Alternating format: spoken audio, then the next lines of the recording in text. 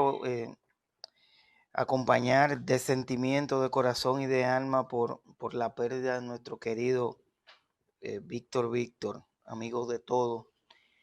Una pluma y una voz inconfundible se nos fue. Esta pandemia nos está quitando muchas cosas y cada vez que pasa nos está enseñando muchas otras. Y una de ellas es que tenemos que cuidarnos y tenemos que llevarnos de las recomendaciones médicas. Vitico luchó hasta el final, pero lamentablemente ha partido a mejor vida. Así que nos unimos al dolor de que no es solamente de su familia, sino es un dolor de todos en la República Dominicana y en el mundo donde su voz se escuchaba. Pero Dios y el Todopoderoso sabe lo que hace, cuando lo hace, cómo lo hace. Lo único que le pedimos es que ustedes se cuiden.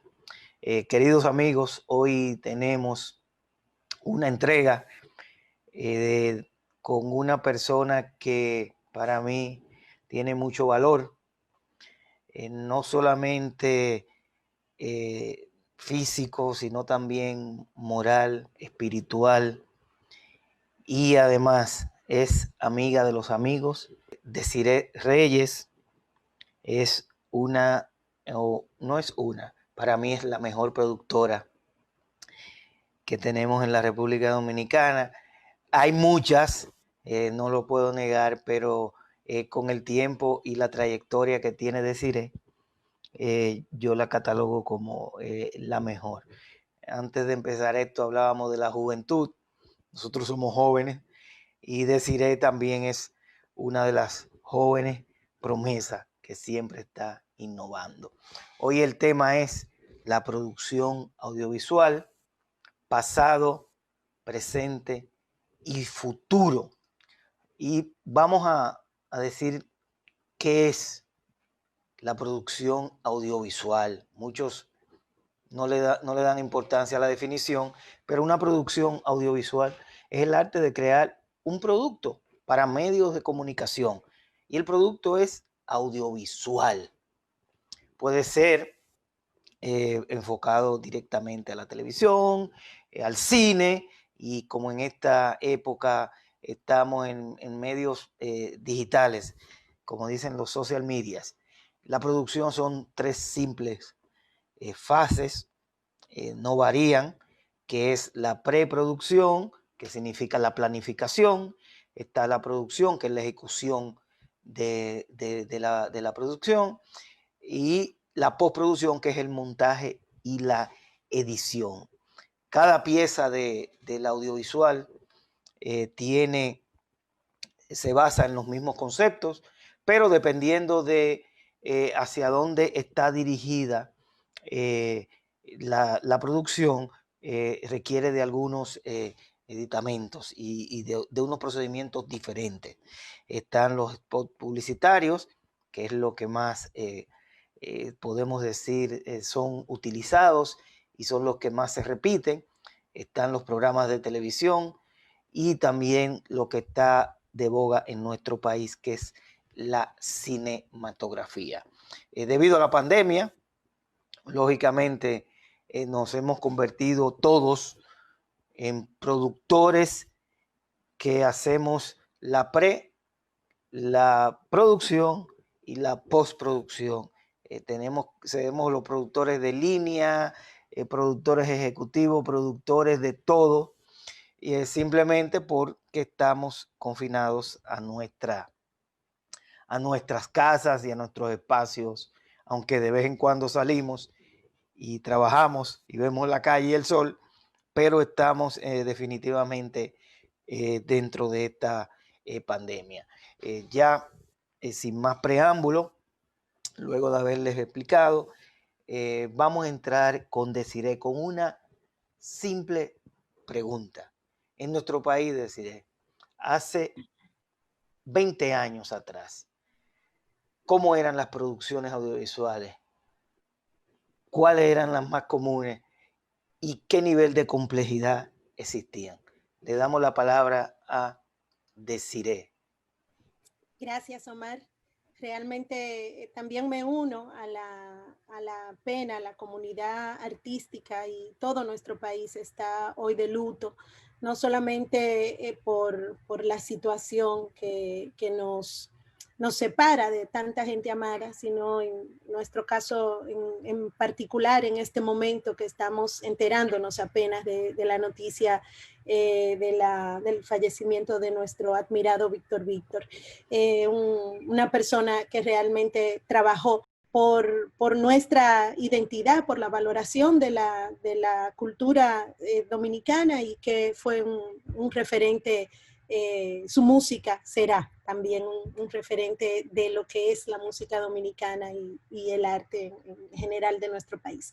Así que muy tristes, pero entendiendo que nos toca seguir adelante justamente con este tipo de trabajos que podemos hacer ahora mismo para continuar dando promoción y valor al potencial de nuestras industrias vinculadas al arte y a la cultura. El cine indudablemente es una de ellas. Gracias por la invitación. Como siempre, un honor para mí conversar contigo y con cualquier plataforma que tenga que ver con nuestro querido festival también y el instituto. Pues respondiendo a tu pregunta, realmente ayer yo me echaba unas cuentas y me di cuenta de que hacía 25 años este verano que me gradué de la Escuela de Cine de Cuba. Y yo misma me sorprendía, decía, pero ¿cómo puede? Pero eso fue antes de ayer, si yo soy chiquita todavía.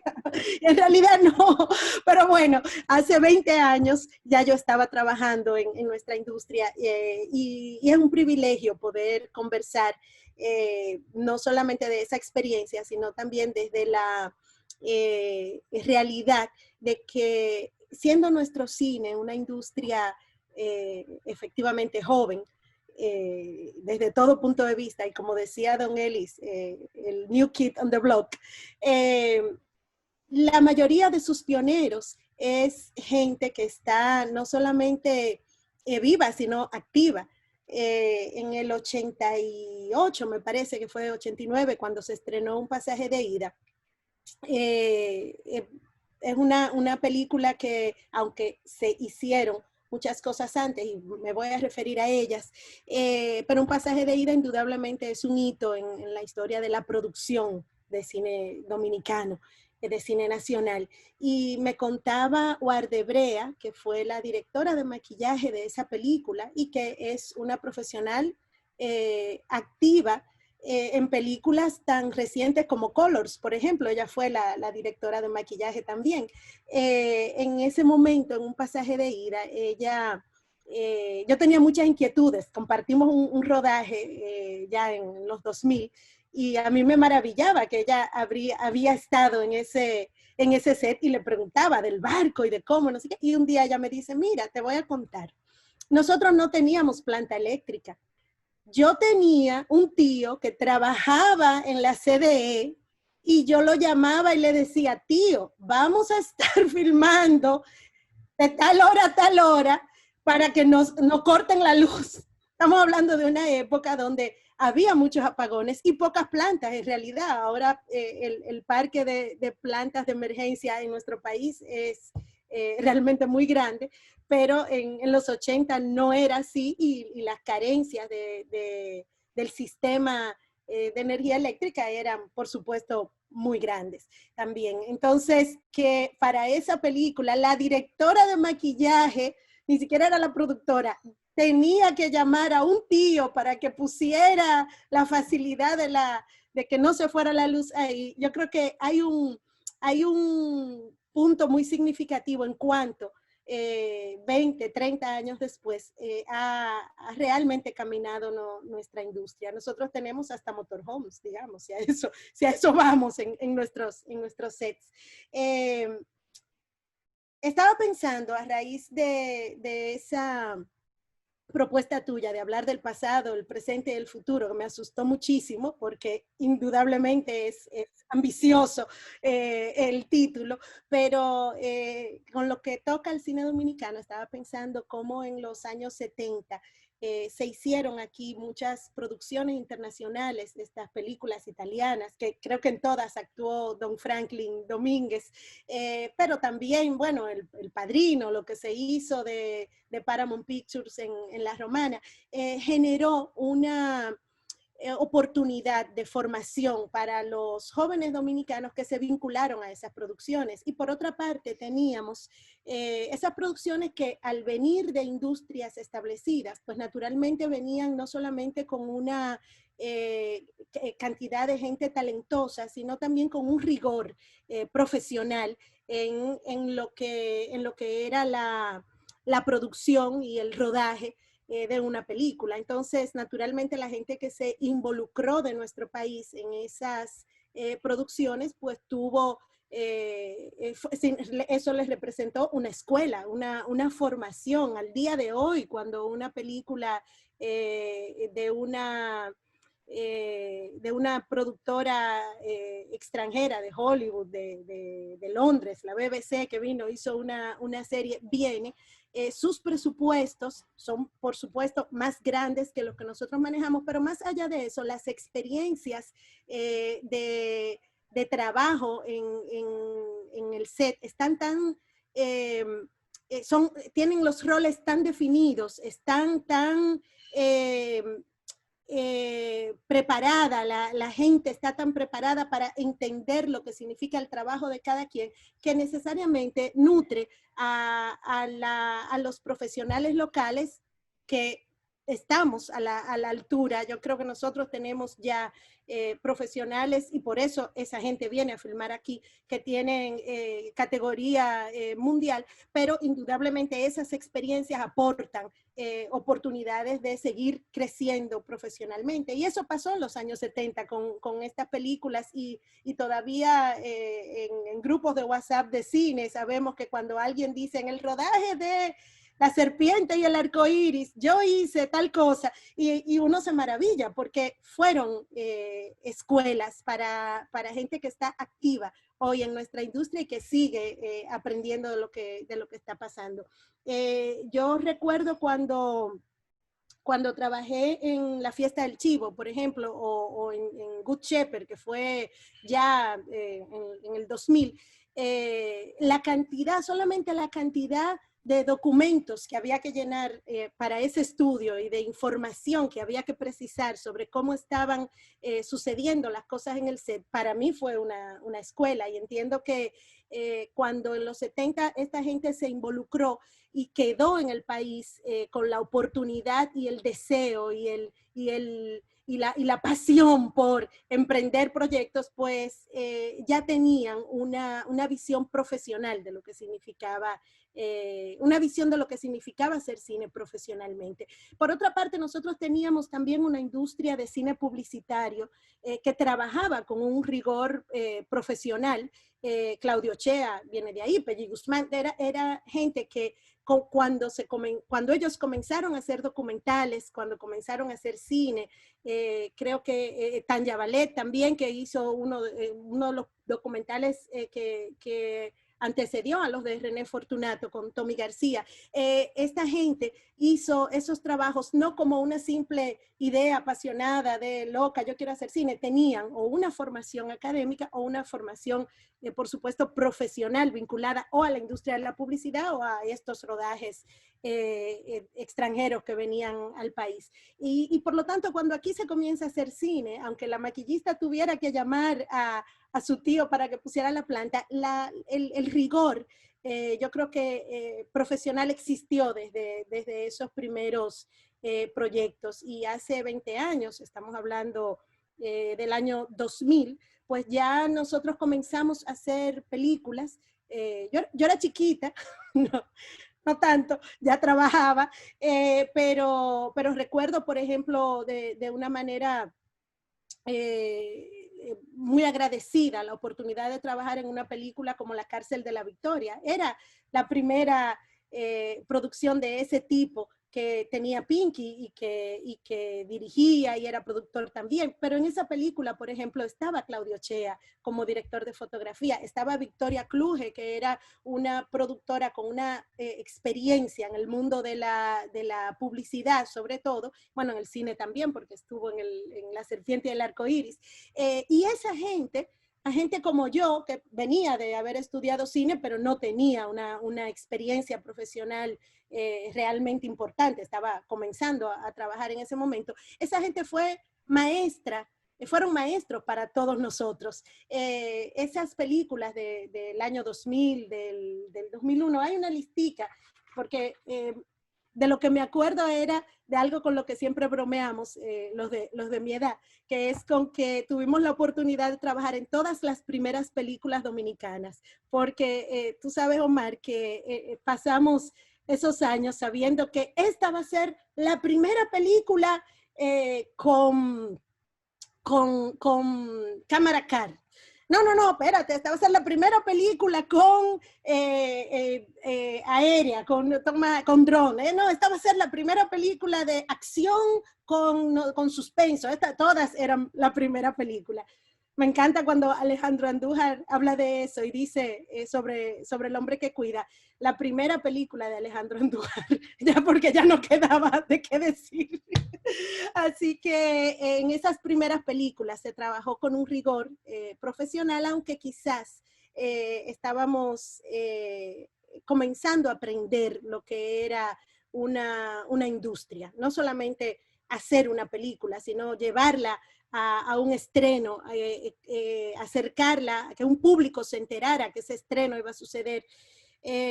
Tuvimos también nosotros en esos años la fortuna de que Ángel Muñiz quisiera hacer cine, porque esa inteligencia y esa creatividad puestas al servicio de un proyecto como una película que inauguró tantas cosas en este país, pues tuvo un éxito enorme y fue también una experiencia de formación en muchos aspectos para todos los demás y para la industria misma, ¿no? Para lo que vino después.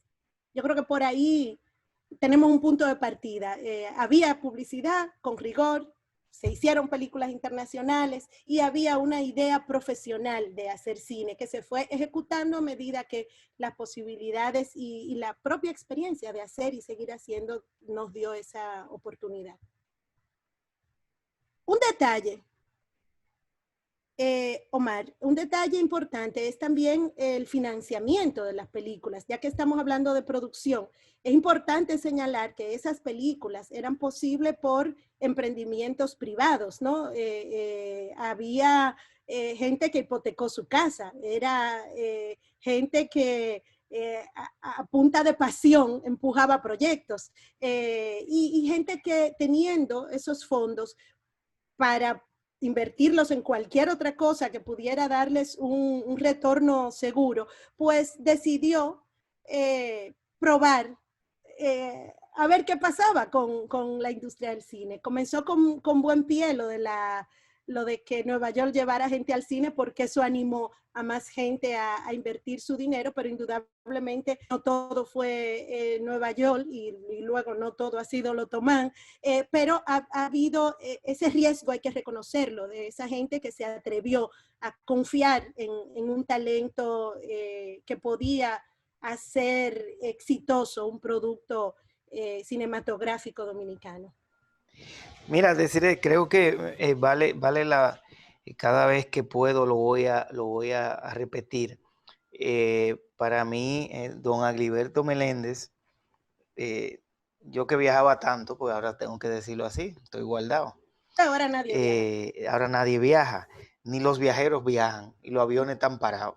Pero la película Pasaje de Ida fue como un sello para nosotros y todavía a esta altura de donde estamos y tanto tiempo de realizada, todavía me preguntan por la película de Don Agliberto. ¿Es Don Agliberto?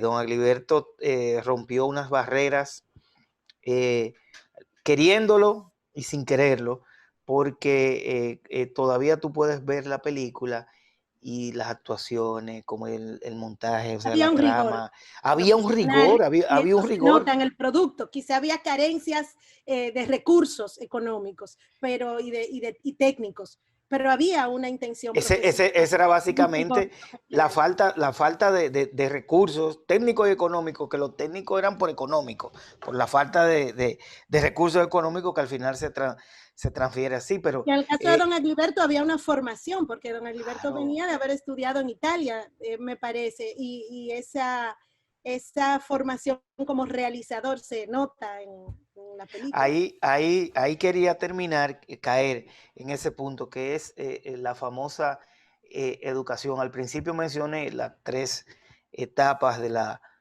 la producción, que son la pre, la producción y la post.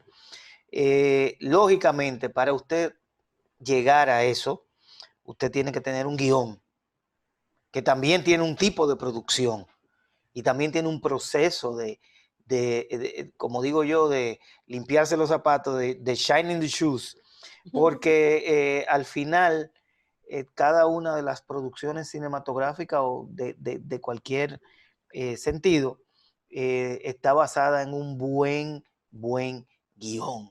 Creo que nosotros hemos ido avanzando con el tiempo. Creo que también nos falta mucho camino. Siempre hay que mirar hacia adelante. Yo soy más positivo que el signo de positivo. Cuando estoy No, en no muy algún... buena idea ser positivo en estos tiempos. Bueno, pero algunos sí, porque Optimista, optimista. optimista, porque lo positivo después te pone inmune, Sí, pero sí, bueno, ojalá.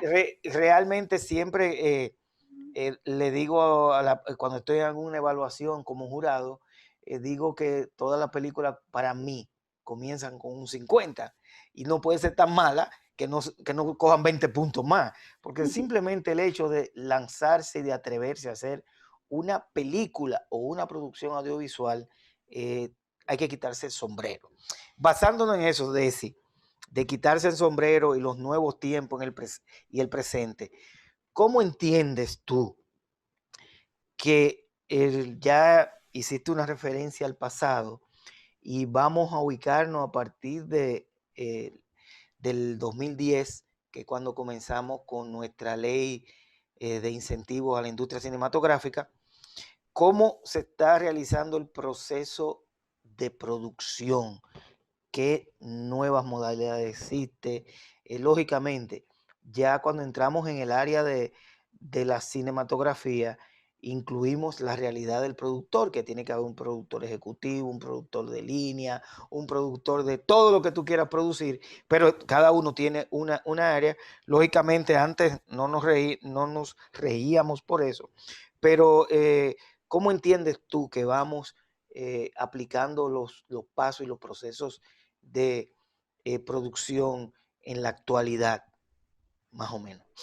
Omar, a medida que la ley ha incentivado la actividad cinematográfica y por supuesto se ha multiplicado la cantidad de producciones y las posibilidades de trabajar en estas producciones, de trabajo para más gente también, pues ese rigor que la industria requiere se ha ido digamos, haciendo más firme y más sólido en lo que respecta a la industria dominicana.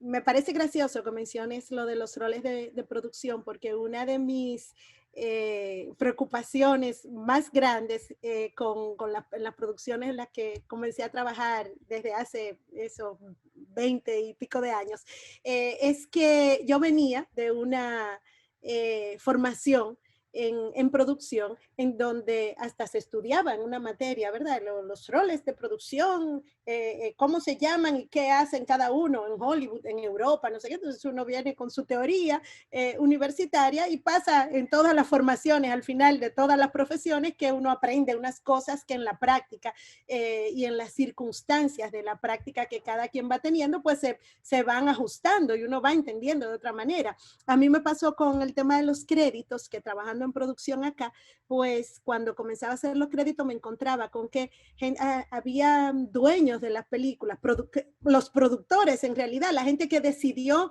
invertir en una película y que la película era de ellos, que decían, no, a mí ponme productor ejecutivo, porque le parecía chulo, como que eso era lo que le sonaba chulo, y yo me decía, no, tú eres el productor, no, productor es cualquiera, no, espérate, déjame, entonces a medida que por ejemplo, la ley fue estableciendo también rigores institucionales desde el punto de vista de la misma institución, pues hasta los conceptos se fueron, digamos, practicando de una manera más profesional.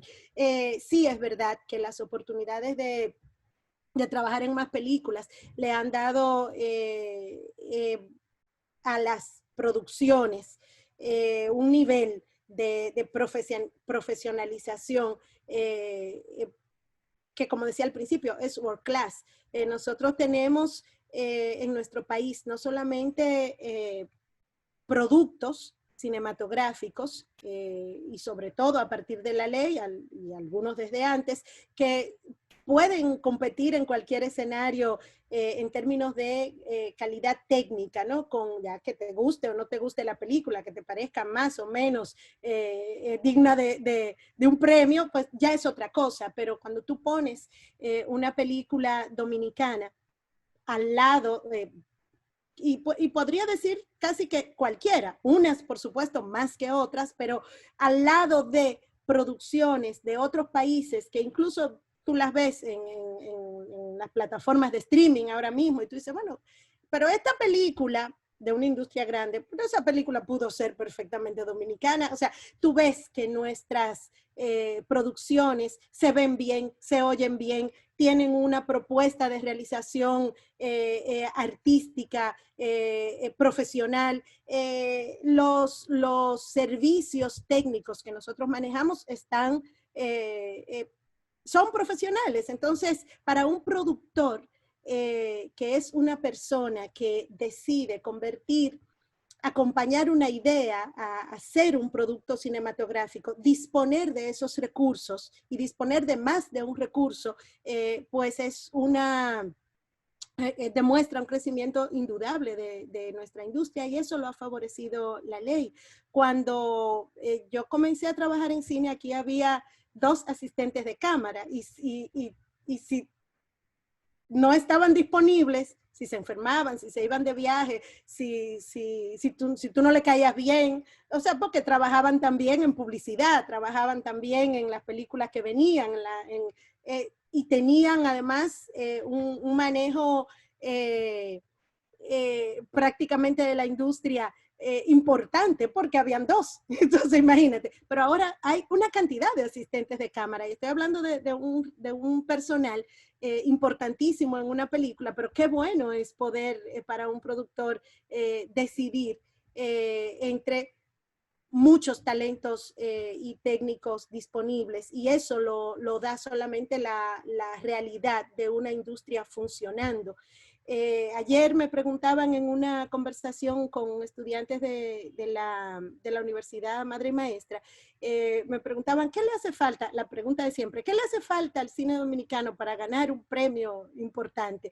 Y a mí me encanta esa pregunta, porque creo que es indiscutible que lo que a nuestra industria le falta para ser más visible, que es de lo que se tratan los premios en el mundo, es tiempo. Es tiempo y más películas, porque en la medida en que hacemos más películas, más talentos tienen la oportunidad de llevar a cabo sus maravillosas ideas y de hacer realidad lo que, de convertir en producto, lo que a lo mejor hace 15 años era imposible que pudiera alguien plantearse aquí en términos artísticos, porque no nos llamemos a engaño, no solamente aquí, en el mundo. Esta es una industria a donde por exitoso que sea un director o una directora, un productor, una productora con sus proyectos, cada proyecto debe levantar los recursos para ser realizado. Y ahí es donde está también la importancia de los incentivos que nosotros tenemos.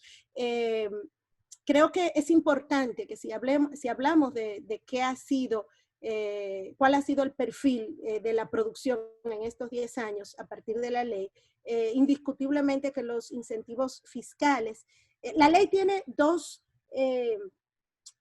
digamos, herramientas que para mí han posibilitado dos cosas fundamentales. Primero, la creación de unas estructuras de organización de la industria. Eso no existía, por supuesto, la DINAC, que fue un punto de partida importante, vital, indispensable para todo lo que ha sucedido después y propició todo y organizó también desde ahí el trabajo vinculado a la aprobación de la ley. Pero la ley dispone y permite dentro del Estado la andadura de las instituciones que organizan la industria de cine. Y eso parece que no es tan importante, pero es tan importante como los incentivos, porque los incentivos no pudieran ser aplicados debidamente sin un proceso de supervisión y sin unas estructuras de organización tan definidas como la que plantea la ley y la creación de instituciones, en este caso la Dirección General de Cine, pero también de esa base de datos importante que es Cirecine, también de la creación de Fonprocine como un fondo concursable, son dentro de la industria y dentro aunque funcionan vinculadas a DGCine, son instituciones por sí mismas, ¿no?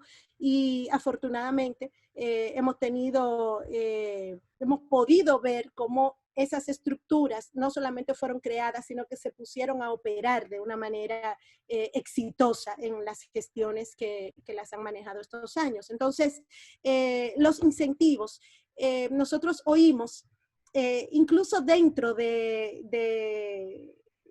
nuestros ambientes, de la propia industria cinematográfica, a veces oímos, no, que el Estado hace un sacrificio fiscal, el Estado se desprende de ese dinero, el Estado, y realmente si estudiamos la dinámica de lo que significa un incentivo fiscal, lo que ese incentivo produce para el Estado es una inversión que se multiplica de muchísimas maneras exitosas, y una de ellas es el retorno económico, lo que vuelve al Estado multiplicado en 2, 3 periodos fiscales más, es muy importante. Pero lo otro es también la base de contribuyentes, la manera en cómo, yo creo que ese es un estudio que tenemos pendiente, y ojalá alguna tesis de contabilidad o de estadística o no sé, o de cine, de periodismo, se pueda dedicar a ello, es cómo ha contribuido la industria de cine en estos 10 años de aplicación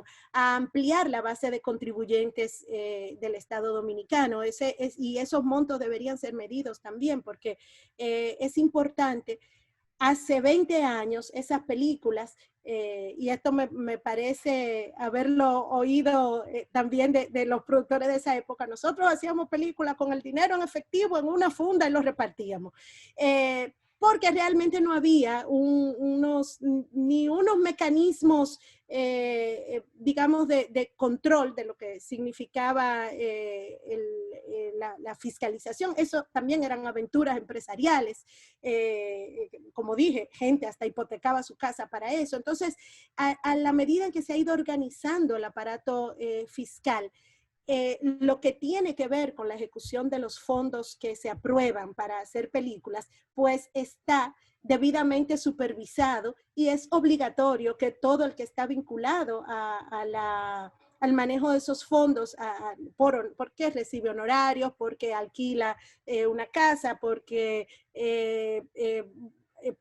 vende una ropa, toda esa gente tiene que pagar impuestos, y esa base de datos yo creo que para la DGI ha sido importante, porque no es solo los profesionales del cine, es todos los servicios que tienen que ver con ella, y los servicios que tienen que ver con la industria son de todo tipo, todos los sectores profesionales son impactados positivamente por una industria cinematográfica en ejercicio, porque esta industria demanda el servicio de abogados, de contables, de choferes, de vendedores de combustible, de ingenieros, de arquitectos. O sea, no hay una profesión que no pudiera ser, de médicos. Mira ahora, sobre todo, la puesta en marcha, cuando sea que suceda, de las filmaciones, requerirán de una supervisión médica, que no es que no existía, pero ahora será necesariamente mucho más activa dentro de lo que son los procesos de producción. No hay una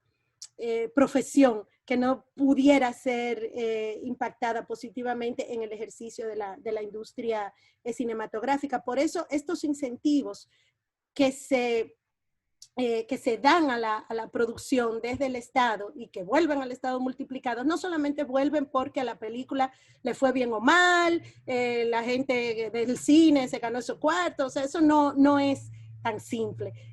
Hay una inversión en un ejercicio económico que beneficia a muchos sectores dentro de las industrias y las profesiones de nuestro país. Dicho este tema de los incentivos, me gustaría también comentar que en estos 10 años, en términos de producción, nosotros hemos visto también una ampliación de las posibilidades de mercado de nuestros productos. Para los productores que hemos trabajado en estos 10 años, ha sido significativa la posibilidad de llevar estos productos no solamente a las salas de cine de nuestro país y a nuestros canales de televisión, la misma labor de promoción de nuestra industria que facilitan estas estructuras creadas por la ley también para eso, pero también a medida que se hacen películas y la gente se involucra con el valor de sus productos, pues hay una salida al mercado internacional. ¿Y qué pasa en el mercado internacional? Ahora mismo en las pantallas están multiplicadas todas, no solamente por el COVID, o sea, diciembre del 2019, todas las estadísticas que se pueden medir en cuanto a las pantallas, al requerimiento de contenidos de las pantallas de cine, de los canales de televisión, del broadcast, que uno se imaginaba, bueno, ahora con el internet, que la gente ve menos televisión porque hay más streaming. Todas las estadísticas tienen indicadores de crecimiento de esos mercados. Y obviamente el streaming y los celulares y los iPads, o sea, nosotros estamos rodeados de pantallas que además demandan cada vez más productos. Y nuestras películas han comenzado a llegar a esas, o sea, yo hoy recibí una llamada de mandándome un contrato de una plataforma que yo en mi vida había oído mencionar, que ahora la estudié, grandísima, con una oferta para comprar un derecho para una película que hicimos hace casi 10 años. Pero a ellos les interesa esa película porque esa película tiene un público dentro de que ellos entienden que es posible. ¿Cómo llegó esa gente a enterarse de que esa película existía? Yo todavía tengo esa tarea pendiente, o sea, con una oferta económica. Mira, para que me mande, entonces te mando este contrato. Un streaming. ¿Pero por qué? Porque las películas dominicanas, la cinematografía dominicana comienza a ser vista en el mundo. Nosotros somos consumidores básicamente de películas de Hollywood cuando hablamos del mercado cinematográfico, pero en el cine, ¿no? Pero cada vez vemos más productos, por ejemplo, de Medio Oriente en nuestras pantallas. Y uno dice, ¿y cómo esta película coreana ganó en Cannes o el Oscar? ¡Wow! ¡Qué alegría! Pero esa industria coreana tiene no solamente unos años de trabajo en función de desarrollarse como una industria importante y un mercado, sino también con una visión política de contarle al mundo que ahí se estaba haciendo cine. Esa promoción de un cine nacional es al mismo tiempo la promoción de un conjunto de industrias de la nación que promueve su cine. Todo eso es también ventaja para la industria en la que nosotros estamos trabajando. Tenemos un mercado cada vez más global, tenemos unas posibilidades de llevar nuestros productos a más público, que al final también es el interés de quienes trabajan en cine, porque el cine es un negocio y es una industria, pero es indudablemente un producto que es posible gracias a un conjunto de decisiones puramente artísticas. Y nadie quiere hacer arte solo para sí mismo. Así que qué bueno que eso ha pasado también en estos 10 años. Y ahora me Mira, vas a preguntar sobre el futuro. Yo me sí, voy sí, sí, a hablar de ahí mismo ahí para vamos al hablar de punto. eso. Pero me mencionaste dos puntos. Uno es que el decir hacíamos la película con una funda de cuarto. Eh, y mucha gente entendía que porque el cine es costoso. No importa cómo lo hagas, es costoso porque requiere muchos insumos. Pero ahora hay una legalidad que tienes que encajar dentro de eso. Y tú decías que la gente paga impuestos.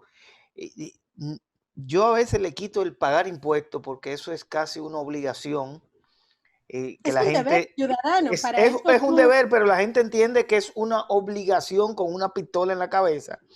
Y no importa que tú le pagues y le dices, bueno, mira, yo te voy a dar el dinero para que tú pagues los impuestos. Ellos entienden que no, que se lo estás que, robando. que se lo están Lo que robando, que pasa ese dinero. lo que pasa es que estamos en un proceso de organización como país, ¿no? Que no es Claro, claro, este claro. año ni el año pasado, es un proceso Es un de, proceso digamos, los a últimos largo plazo, pero 50 vamos años caminando. ha ido, exactamente, se ha ido contribuyendo a la Pero organización del Estado como tal. en adición a esto, a lo de lo que recibe el país, señores, Estados Unidos, un día se levantó y dijo, nosotros vamos a dominar el mundo. Y comenzaron haciendo lo que ellos entendían que era. Y uno de sus mayores objetivos eh, fue el cine. Agarraron el cine y lo distribuyeron a niveles que nadie, creo que hasta en la luna hay un cine. Ellos llevaron el cine a donde sea Cine y y después, Coca-Cola. y la Coca-Cola después. Cine y Coca-Cola completaron lo que todo el mundo tenía en la boca. Luego el cine se convirtió en Hollywood y de ahí casi todo el mundo venía, Bollywood, Hollywood, todo el mundo en ese ambiente. Pero Estados Unidos se decidió hacer una política audiovisual basada en la promoción visual y del mismo audio para ellos alcanzar el posicionamiento que hoy tiene. Y lo otro, No, y también contar la historia del mundo desde el la punto de historia del vista mundo, que le claro, conviene a Estados Unidos, ¿no? a A ellos. esos No, intereses. y tú sales y ves una película de estas de histórica de Estados Unidos, tú sales más norteamericano que ellos mismos. ¿Por qué? Porque ellos te venden lo que ellos te quieren vender, pero cuando te lo venden de una forma que tú lo compras, que Toda eh, película es una declaración política, eso está toda película es una declaración por banal política. que parezca. Por banal que parezca que no es banal, siempre tiene un punto donde va. Y el otro tema que tocaste fue que el cine es un negocio. Es lógicamente que es un negocio, pero es un negocio que da placer y satisfacción a quien lo hace y a quien lo ve. Lógico, hay de todo tipo para todos los públicos. Yo entiendo que el cine tiene una grandeza que tú te puedes expresar, tú como director, tú como productor, tú te expresas y mucha gente te cree en lo que tú te estás expresando. Como dice mi amiga Johanné, el cine es la gran mentira, que te cuentan todo y tú terminas siendo con una gran verdad. Pero yo entiendo que nuestra ley y nuestro incentivo es un ejemplo que tenemos que cuidarlo y seguirlo aplicando porque no, nos ha abierto una puerta. Ahora, Omar, perdóname, sí, sí, claro. con lo que tiene que ver con el negocio, quisiera comentarte. Bueno, déjame formularte la última Sí, pregunta, de acuerdo. terminas con el negocio y sigues.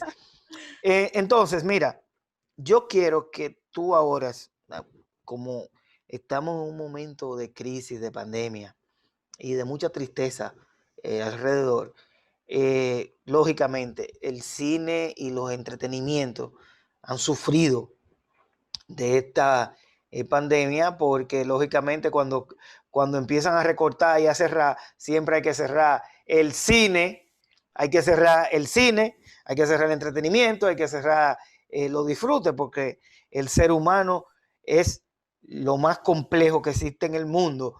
Si estás preso, quieres salir, pero si estás afuera, hace lo imposible para que te vuelvan a entrar. O sea, siempre tenemos una discusión, pero en el tema cinematográfico y de las producciones, yo quisiera que tú te refieras a los nuevos retos que tiene el cine en las producciones al momento de ser realizada. Lógicamente, como lo hablamos tú y yo al principio, antes de comenzar esto, esta pandemia llegó y lo que antes entendíamos que llegó una enfermedad, en un momento se eliminó, esto llegó para cambiarnos en todo el sentido de la palabra.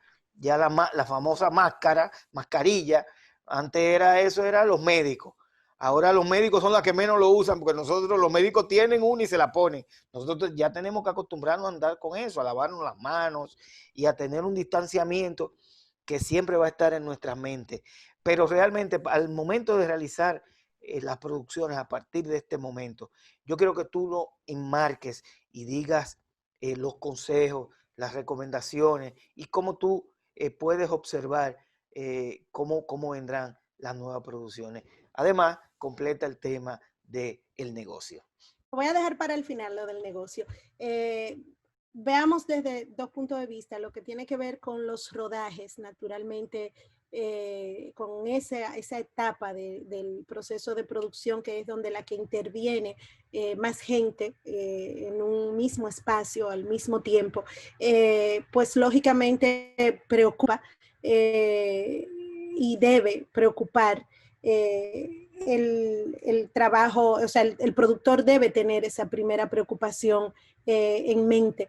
La salud y la vida están por encima de la actividad económica en términos de importancia. Es una responsabilidad muy grande para un productor encaminar un proceso de filmación en los tiempos que están corriendo.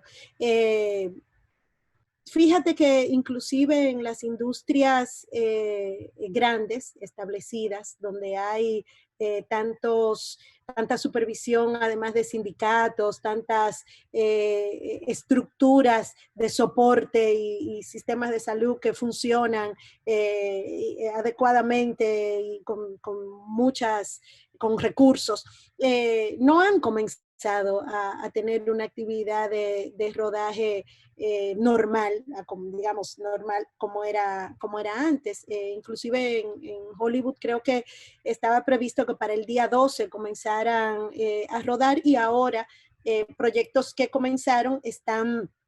justamente hoy vi noticias de que al aumentar los casos en California y al retomar planes de confinamiento, pues qué iba a pasar con estos rodajes. Ya hay algunos se pararon otra vez, entonces es difícil establecer ahora mismo un protocolo definitivo también para un proceso de trabajo, porque la misma naturaleza del virus ha hecho que los protocolos se vayan ajustando a las informaciones que se van manejando en cada momento.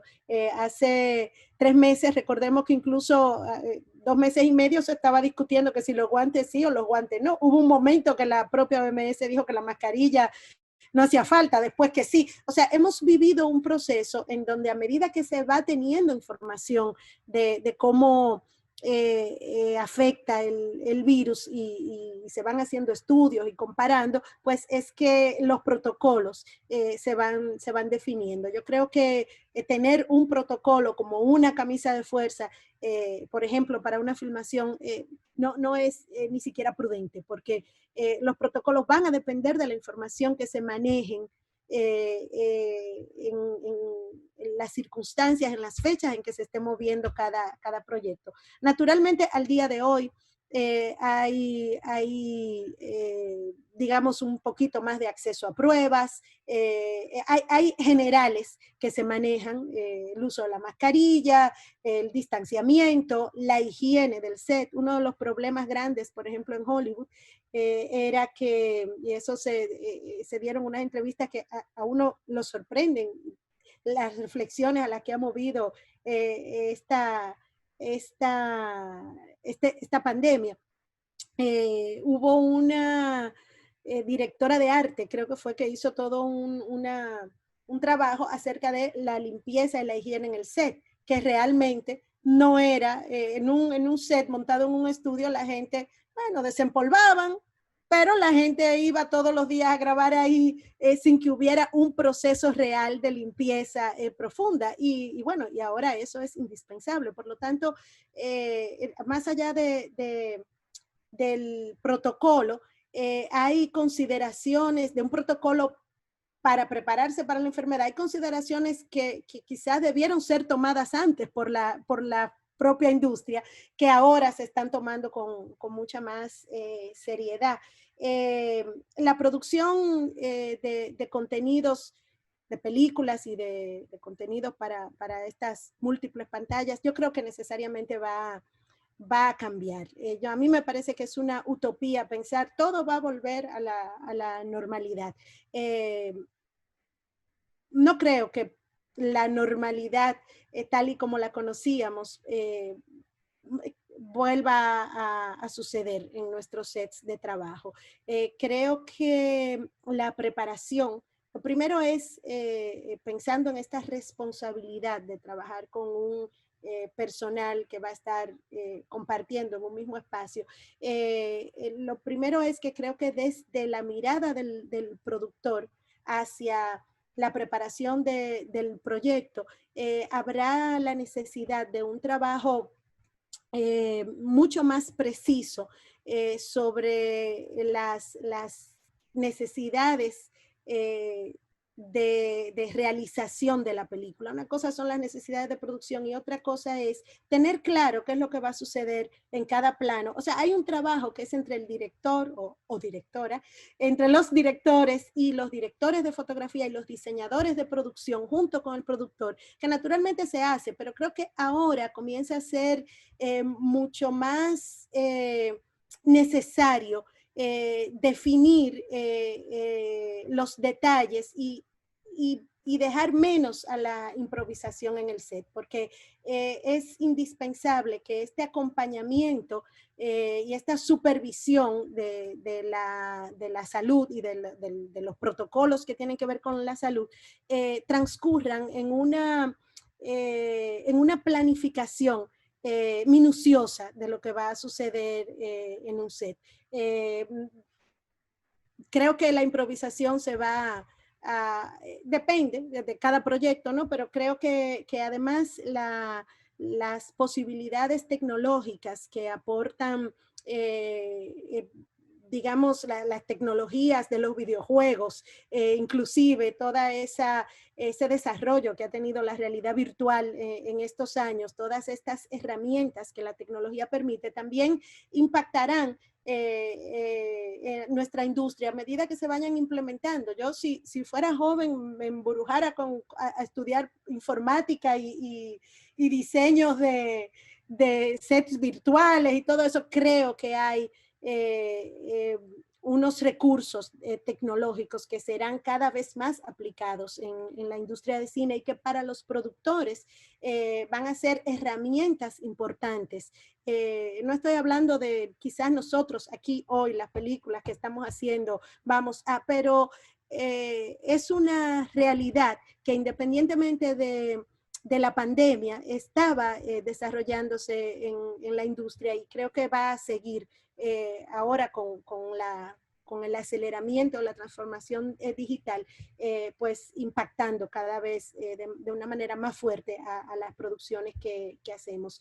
La tecnología informática, creo que eso, a eso me refiero. Tomé unas notas aquí porque no quería que se me olvide que la clave, de todos modos, seguirá siendo el contar buenas historias, lo que tú decías sobre el guión al principio. Indudablemente que emprender una producción exitosa, que uno quiere que sea exitosa, parte de que ese relato funcione y pueda funcionar bien en el lenguaje audiovisual. Quería hablar bueno, ese aspecto de cómo el cuidado de la salud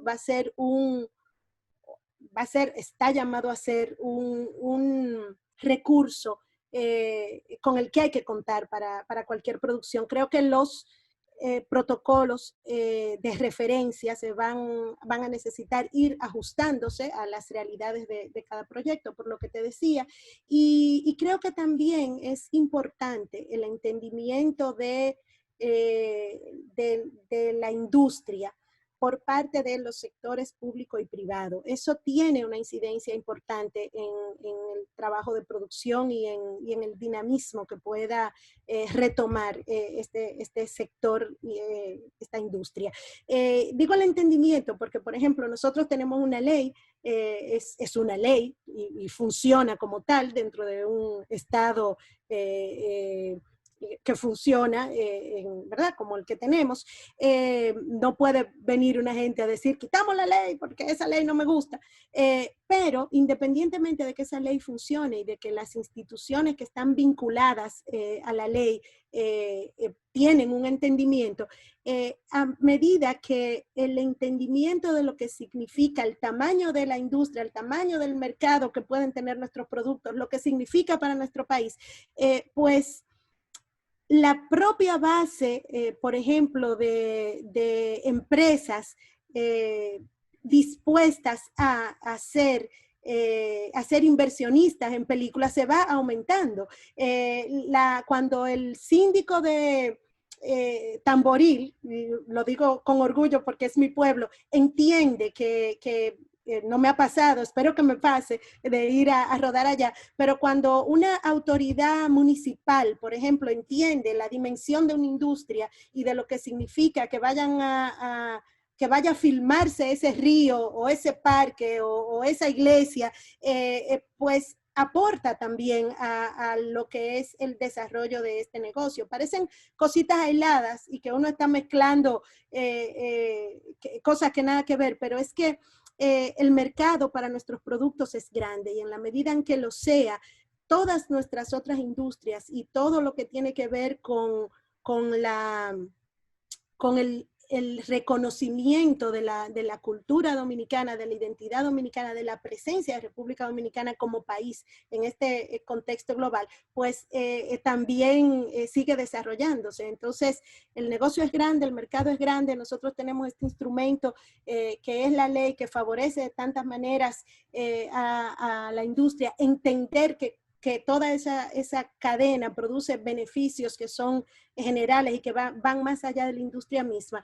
Es también, yo creo que una reflexión que se impone más que nunca en este presente donde hay cada vez más pantallas demandando contenidos y que no solamente la industria es la cinematográfica, digamos que es la industria audiovisual. La gente que trabaja en cine tiene una formación y unas capacidades que les permiten trabajar no solamente en películas. ¿Y qué tenemos ahora mismo? Una industria o un negocio o un servicio que no tenga una presencia, por ejemplo, en una página de internet, con un video, con una presencia en Instagram. Es más, esto mismo que nosotros estamos haciendo. Yo te decía piropeando tu set con esa pantalla que tan chula que he participado en estos meses como todo el mundo en un montón de reuniones nacionales, internacionales y nadie tiene una pantalla y una disposición como la tuya, pero tú sabes hacer eso, tú eres un profesional. Entonces significa que ese tipo de servicios, ese tipo de soportes, esa gente, esos profesionales que vienen de la industria que aquí se ha estado incentivando, pues tienen trabajo y traen trabajo y son necesarios para todas las otras industrias también. Yo creo que es un momento para cuidarnos, para estarnos tranquilos, pero también para ser optimistas y comenzar a dimensionar la importancia y las posibilidades de lo que nosotros hacemos. Obviamente siendo en el presente prudentes, con la realidad que tiene en particular nuestro país ahora. Estamos entrando posiblemente a una nueva a un nuevo estatus con el estado de emergencia. Y bueno, es difícil para todos, es difícil para toda la actividad profesional, pero también hay que ser prudentes y ver, guardarnos para ver qué pasa, ser prudentes y ser creativos y seguir preparándonos, porque, por ejemplo, ahora mismo quizás uno tiene un tiempo trabajando o preocupándonos o cocinando o lavando, pero igual hay un tiempito que quizás antes no había para estudiar también este contexto global, para trabajar la creatividad de quizás algunas ideas que estaban por ahí guardadas o para tener una formación en línea en función de la actividad a la que dentro de la industria cada quien se dedica. Aprovechar el tiempo, ser prudentes, estudiar los protocolos e ir preparándonos para cuando sea el momento, pues tener como productores planes responsables con la gente que es parte de nuestra industria. Eso creo que va Tú por ahí. sabes que, deciré, yo soy un enfermo del audiovisual. Para mí es maravilloso. Es una magia real y es una magia hecha por el hombre y producida por el hombre. Eh, para mí fue maravilloso ver el lanzamiento del cohete hace unos meses atrás. Y mis hijos me preguntaron, ¿tú no habías visto un lanzamiento de un cohete? Digo yo, bueno, con esa nitidez y esa definición que nos brindó en tiempo real, que era un tiempo real. Y lo que más me impresionó fue el retorno de uno de los tanques de combustible que se convierten ya en reusables, aterriza solo. O sea, eso es maravilloso y todo eso fue en tiempo real. Todo eso lo da el audiovisual. El audiovisual Lógica, es el producto de mayor consumo en el mundo, del mayor consumo. obviamente, Lo ahora mismo, tenemos, lo y va a tenemos en, seguir creciendo ese consumo. claro, porque es que básicamente ya todo se movió a la parte digital, a la parte mediática. Ya estamos, inclusive ya los periódicos, vamos a ver qué nombre le ponemos, porque ya los periódicos, a lo que lo llamamos periódicos con el papel, esperemos Minority Report, donde tendrá el papel con los muñequitos y los videos incluidos, pero todavía no hemos llegado ahí. Pero hasta los periódicos ya ponen sus noticias, en lugar de una foto, ponen un video, que es lo que está en La eso, pantalla sigue siendo el espacio mágico. el espacio Eh, mágico. Creo, deciré ahora mismo, muy buenas recomendaciones las tuyas. Entiendo que a partir de este momento tenemos que seguir dándole más calor a los procedimientos y a los procesos para poder adecuarnos al momento que estamos viviendo. Eh, la producción audiovisual va a continuar en ascenso. Existen un millón de formas, de procedimientos y de herramientas que cada día están ayudando. ¿Quién le iba a decir a cualquier informático, yo que me gradué de ingeniero de sistema, que tú ibas a tener una computadora 1000 veces más poderosa en un teléfono. O sea, el concepto de la computadora era el cajón grande que ocupaba habitación y espacios métricos y se convirtió ahora en un simple teléfono. Y Que tú, floppy disk. Cosas que exactamente, me cuentan a mí, ¿no? Que yo he... bueno, pero imagínate, y el consumo, si hubiésemos seguido con esa tecnología de esas computadoras tan grandes, aquí en República Dominicana no hubiéramos tenido una computadora simplemente por el consumo energético que conllevaban en ese entonces. Ahora mismo está a nivel de una batería y tienen todos tus datos, todos los procedimientos, y ya de último estamos en el Internet de las cosas. Ya primero En se el te va a abrir hipercine. el hipercine de todo. Ya estamos a nivel de que antes de nosotros pensar abrir una puerta, la puerta va a estar abriendo. Eso estamos ahí mismo, está a nivel de esto.